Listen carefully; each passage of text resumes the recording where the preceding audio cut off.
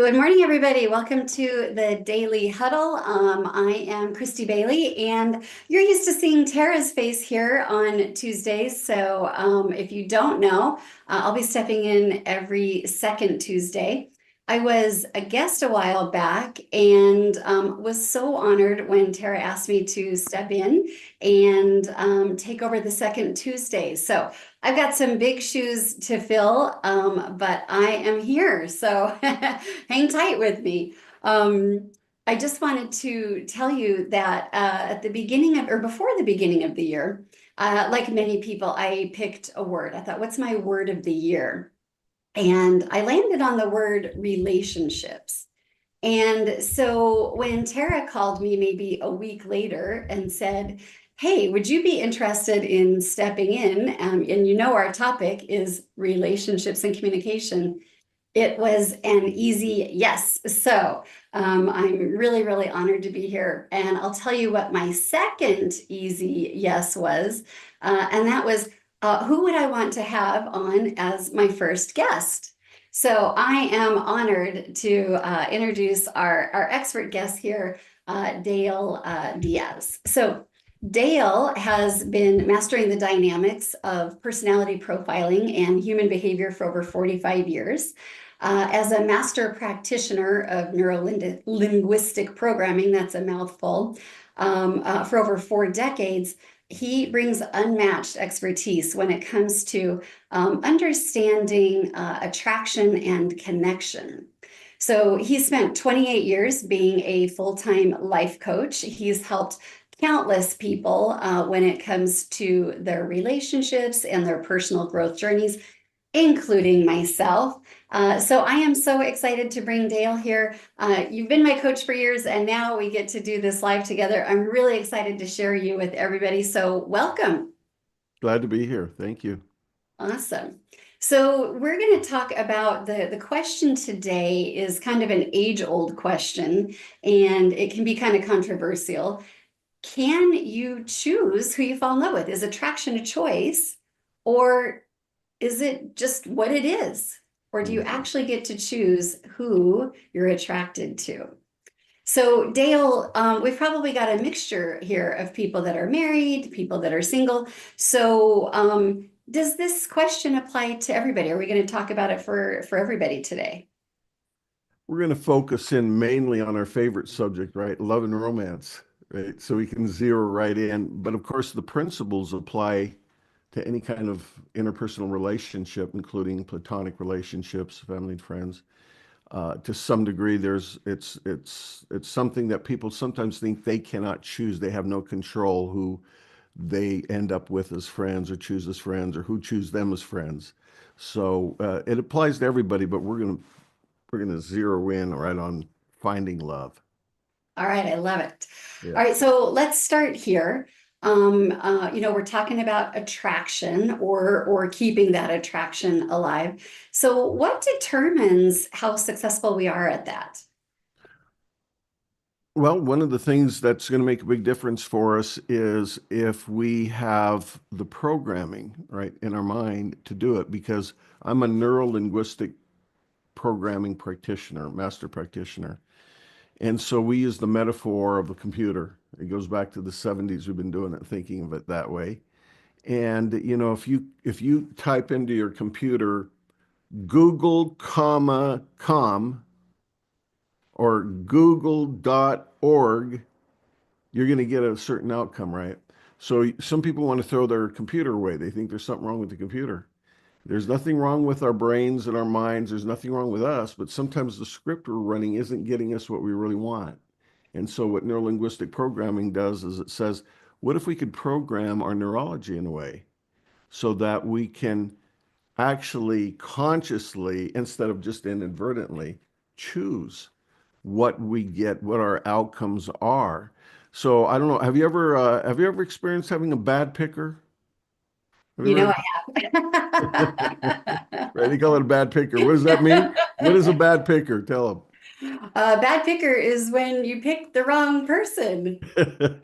Consistently, right? It's just all your life. consistently. and you're just going, what is wrong with me? Why do I always end up with this type of, the bad boy or the pretty face boy or the selfish boy or the whatever, or the mama's boy or whatever we're picking, right?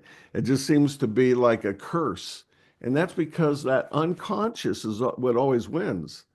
I remember looking at somebody once when I was single, and I thought, why can't I like her? She looks good on paper. My parents like her. There's no friction as far as culture. She's right here. She's beautiful. She's nice. Why can't I be attracted to her? Why? Why? And so one has to wonder, what, we have no control over this, or what? Yeah, is there something that you can do about this bad picker that we've got? Yeah, it's like the Matrix. We put these wires all over your head. We get on our computer. No, I'm just kidding. Okay. No, there is definitely, that's what we do as NLP coaches, is we aim to see if we can help condition the mind, shift the mind's thinking to work more as a conscious choice, not what we were programmed in our youth and our childhood and what we've ended up with now. So how is it that we do end up with this bad programming that we end up with as adults? It goes back to our childhood, really. It starts probably in the womb. That's the theory, right? The theory says that right from the beginning, the way we interacted with our mother and our father and all this kind of thing makes a difference. And then all the significant events in our life coming up is part of what strengthens these programs and makes them what they are. But when the work I do, we don't spend a lot of time. I'm not a talk therapist. I don't spend a lot of time talking about dad and mom and all how mean they were or how mean they weren't or whatever.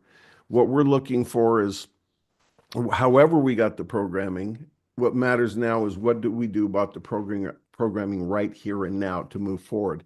We don't need to re-traumatize people or sit there and ruminate in the past. So we move forward with NLP. Very pragmatic tool. So it's like you don't even have to like dig deep and do that. You just have to know that these programmings are there. And so we just need to reprogram them. Yeah. And Gotcha. that can be hard for some people because some people like to dig deep, right? Some people like to just swim around in their bad memories of how they were raised and what they've been through, and they just soak in that stuff. Well, I'm not the kind of coach for you then because, 2 minutes into it, I want to get to work. It's a pragmatic tool. Right. That's why I like working with you. Just give me the answer. Yeah, yeah, let's get to it. Yeah, I love it. All right. So in talking about attraction, one of the things that you hear a lot about is this polarity, like sexual polarity. So can you talk about polarity and I'm curious, is that kind of the main thing that keeps, couples together and keeps them attracted to each other? Talk about polarity. Polarity is a good word. It's a good term. You're hearing a lot now. I got so excited that I went and checked that the domain sexualpolarity.com is available. And I bought it because I'm like, it's getting so popular, this term. I'm gonna own it. Somebody's gonna give me $1 billion to want that domain because as people learning about sexual polarity, they want more and more and more and more information because it's really exciting. And what polarity is it's like the polar opposites, polar north and south pole, right? So one of the most attractive things in the universe is the Earth itself, right? It is so attractive because we're attracted to it. We stick right to it. We try to jump off it, we can't. We need rockets with all it takes all this power, all this energy, to try to get off the attractive Earth because of the polarity that the North and South Pole brings. Well, it's the same thing with two people. If there's a North and South Pole in the way they think, in their energy, in their disposition, we call that masculine and feminine energy. And I always say right there when I talk to anybody, I'm not talking about male and female energy. I am not talking about men and women. I'm not talking about genders. I am talking about masculine and feminine. So I have lots of masculine energy. I also have lots of feminine energy. I can't have just one or the other. So you might say, so you're half boy, half girl. Well, if you want to get into all that, go ahead. I don't know what you're talking about. All I know is that I have masculine and feminine. And I do know that when I'm in the masculine principle and working in that energetic place of thought and behavior and intent, it creates a type of force that's opposite to the south. When somebody's in the feminine energy, it does the same thing. You can think of it this way. If you put rubber bands around somebody's waist, to a couple, and you put her, and you're right there on the equator, right?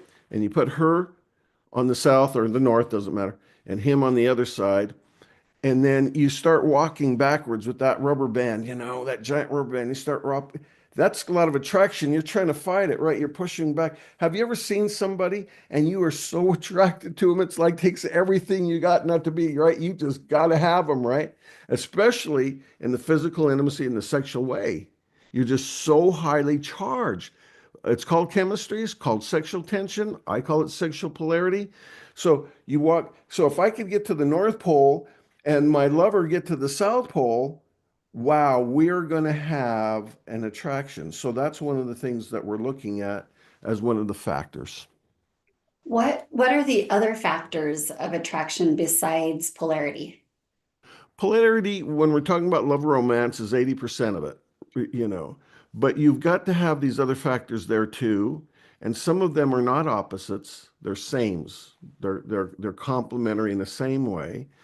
And it helps. For example, if I want to find a lover in their masculine and I want to be in my feminine, then I probably better get someone who is emotionally healthy, because if not, then he's going to go back and forth in his dynamic feminine and his masculine, and it's going to be hard for him to stay there, and then we're going to lose that polarity. And then before you know it, we love each other, but we're not living together anymore, or we love each other and we're just living like roommates.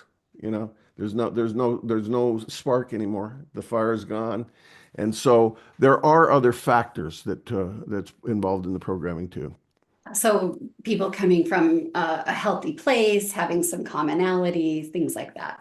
Exactly. All right, so we said that sometimes we've got a bad picker because of the programming in our brain. So how do we change our programming so that we're attracting the right person? What I like to do is I like to get my hand and put the Vulcan grip on your head and just like, devil get out, like that, and that curse is released and you're different. No, I got that from a movie, but I wish I could do it that easy. So programming your minds, there's a million different ways that we're all trying to do that. NLP's up front, and we use the terminology. We say programming and reprogramming, dehypnotizing and all that. We use the words openly. But a lot of the models that are out there, from therapists to great authors, they're really all working on conditioning your mind in one way or another to get yourself to some basic elements. NLP, we use what we call reframes and processes. What we like about them is they're safe.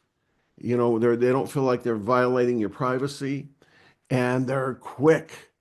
You can have a shift in minutes that you've been fighting for years, even decades. And once you've had that happen, you get real addicted to NLP, and that's why the culture's so big. It's never gone away, because if you've had it happen, even though we can't prove it scientifically, right? But have we ever had a shift, Christy, in the coaching room? For sure, for You sure. you can't Yeah. deny it, right? It's different, and it's just that you're like, oh my goodness, it's different. I can't feel that way anymore, and then your outcomes are different, and so that's the method I use. Okay. And so you have got, kind of three processes or three ideas that you want to walk us through in terms of making these shifts and picking the right person. Can you kind of tell us about your three processes here? When it comes to finding love, I focus on three main categories. One and foremost, it's probably the most important in all interpersonal relationships, okay? And that is, in your book, you highlight this, not just highlight, it's a main topic of your work. And that is accepting yourself, loving yourself, approving yourself, respecting yourself. That's got to be there. Because if I don't like me, see, how am I going to like the person who's healthy emotionally? If I'm not healthy emotionally if I don't like me. So like attracts like. So how Right. am I going to like? How am I going to like? And even if she's this person is being great with me and seems to be perfect and everything. I want to sabotage it, right? Secretly, I'm wanting to sabotage. It doesn't fit. Something doesn't feel right. I've been abused all my life. I got somebody treating me well. This don't fit. So I'll find a way to sabotage it. So I've got to find a way to forgive what I've been through and all that and accept who I am as complete and full and perfect just as I am. And then that way I can see who's like that and there will be a natural attraction. That's number one. Love it. What's the second one? We call it hierarchy of criteria. And that's our little techie term, which basically means you make a list. I hope everybody that's looking for love will make a list, right? It's like, have you made a list? I don't want just his hair color and eye color, okay? Or how much money he makes, or whatever. A guy would put maybe like, I want her to look like a model or a 10 or whatever they say like that. No, I'm not talking about you, even though you can say those things if you want. You can. Where they live and all those demographics.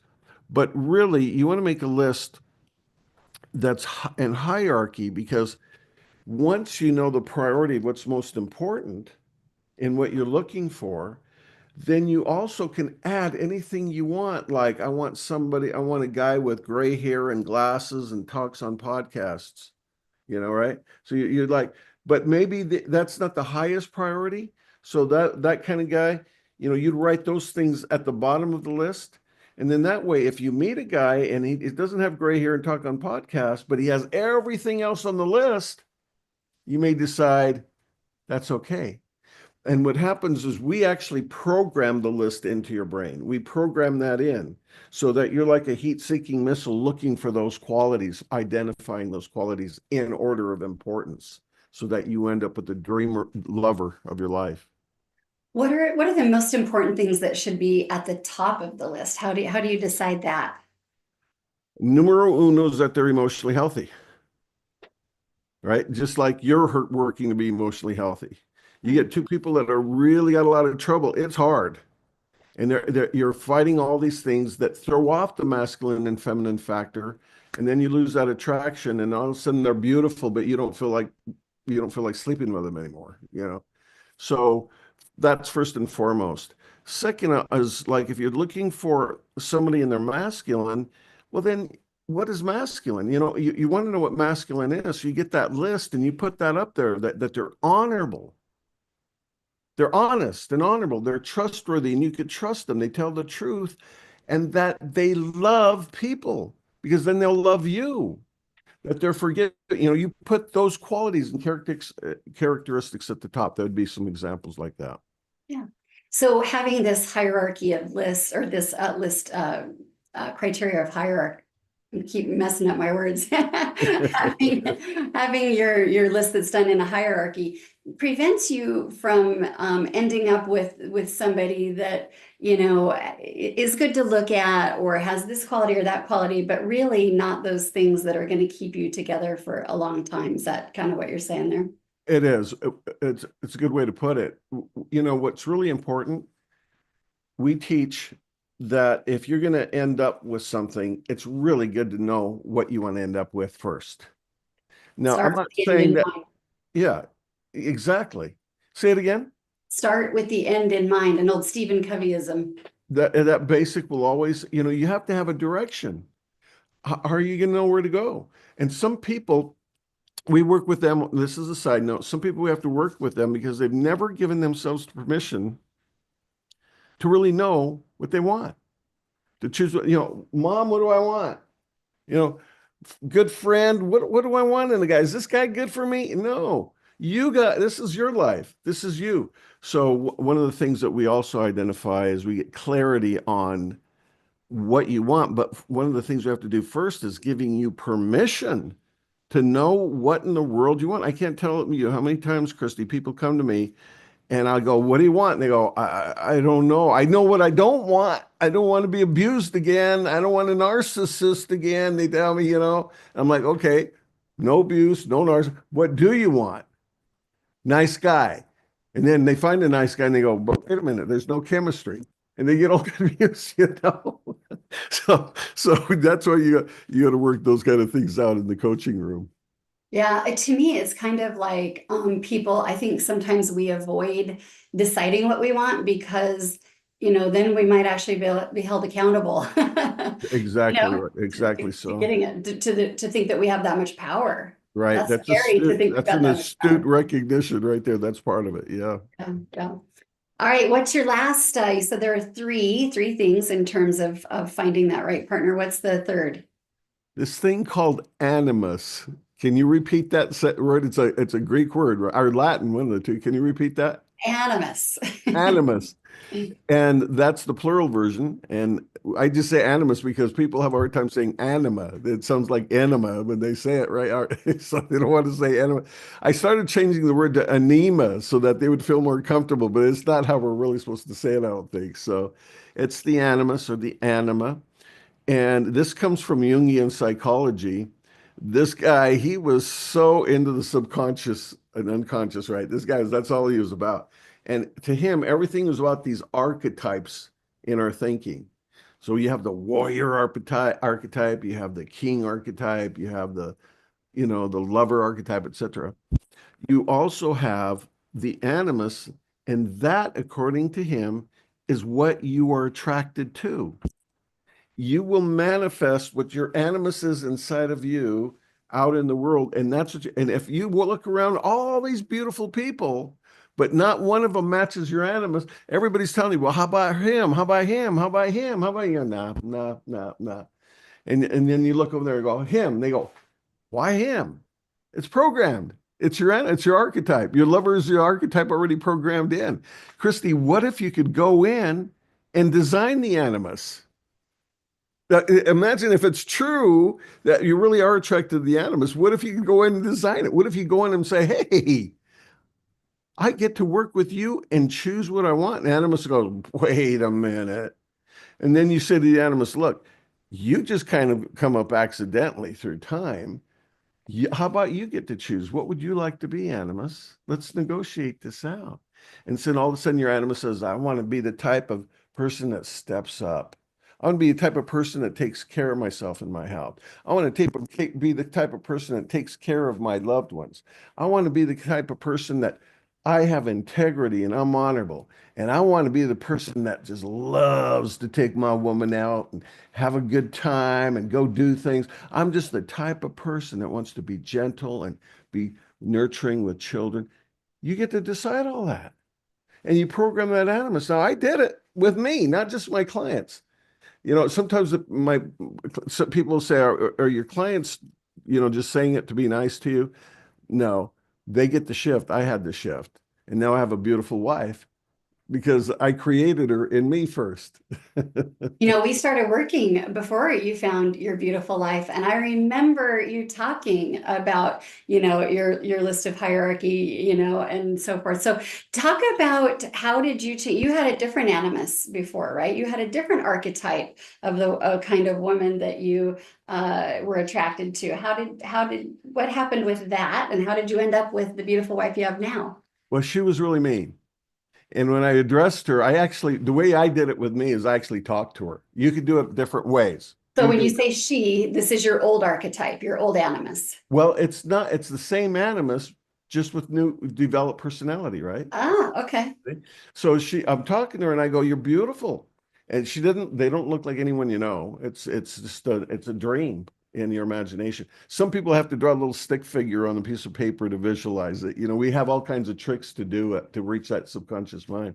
But I'm able to picture her, right? And so anyway, I go, so according to Carl Jung, I'm attracted to you because you're mean. I'm attracted to mean women because you're mean. She goes, that's right. And real cold hearted too. And I says, don't you see the problem there? I conquer, I win over. But then anytime you're unhappy with anything, you're mean. She goes, that's right. And I go, you don't see a problem with that? She goes, that's your problem. So she was true to form, right? True to form. So I had to negotiate with my masculine parts because I said, what's your positive intention in being mean? She says, you don't stand up for us, so I do it. I have to be the warrior. I have to stand up. So that's who I am. So that's what you got.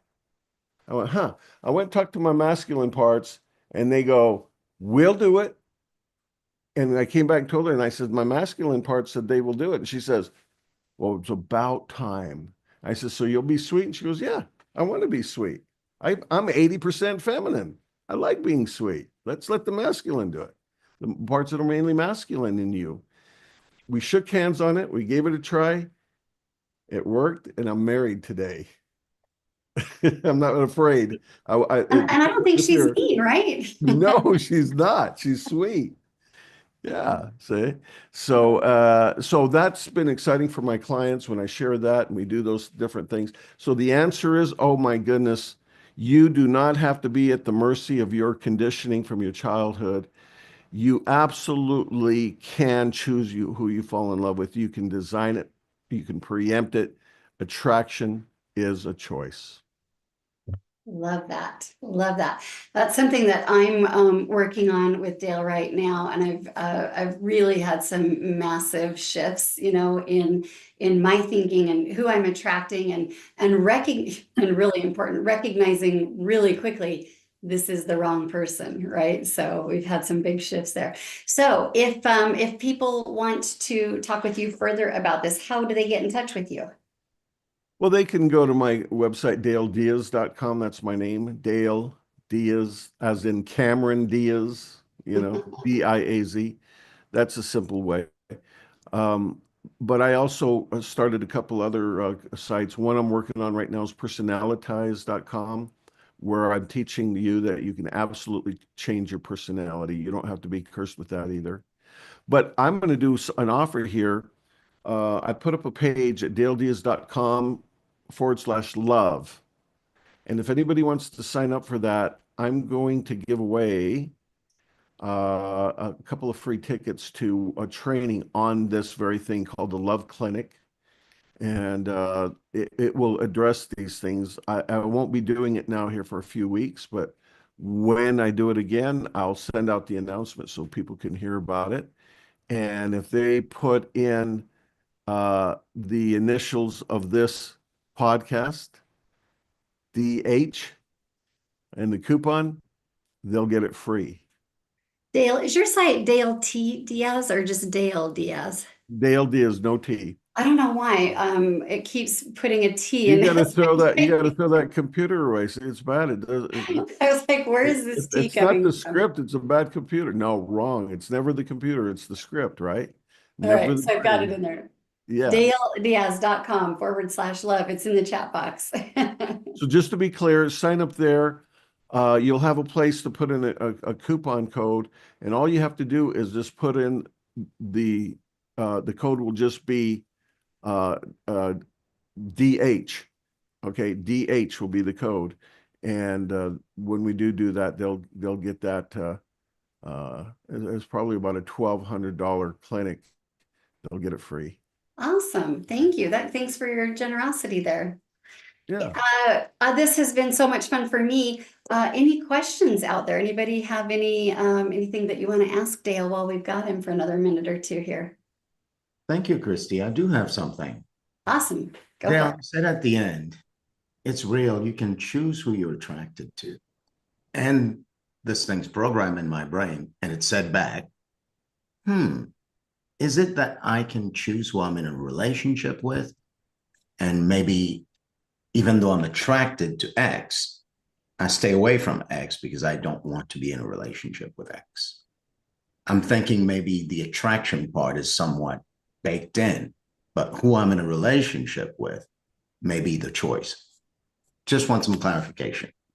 Very good question. So I walk down the street, and if I allow myself to be aware enough, I will notice attraction, sexual attraction. And somebody might think, wow, how do you not cheat on your wife if you can walk down the street and you can notice it?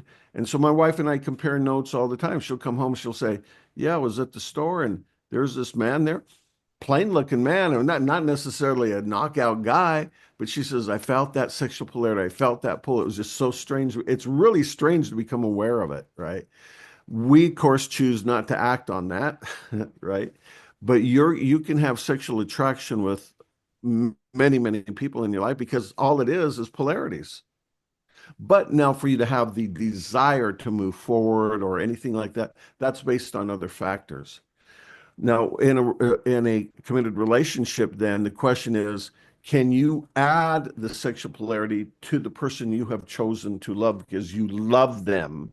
In the Greek word of the way, agape, you've chosen them, and now you want to have this chemistry that's sparking and all that juicy fun stuff with all the dopamine and serotonin that we like, that chemistry, right? And the answer is yes. Work with your anima and the other person work with their anima, and you can create that. So the attraction's a choice in your relationship too. Love that. Thank you. Yep. Love that. All right, it looks like our time is up. Any last final questions or any last thought you want to leave us with, Dale? I would just say that it all starts with right here. What was it? The great poet Whitney Houston said, "The greatest love of all is learning to love yourself." Right? And I love your work on that, Christy. I love your work on that. Thanks. It's the baseline. We've got to be okay with us. That's the starting point. I love that. Great way to end this and tie it all up. Thank you so much. I appreciate your time. It's so early here in California. I know, you were up late last night, and appreciate you being here. My Hope pleasure. everybody has Thank a you. great day. Thank you. Nice meeting you. Bye, guys. Thank you. Have a great Thank you, Dale. Thank Thank you. you. Thank you, Bill. Thank you. Thanks. Thank you.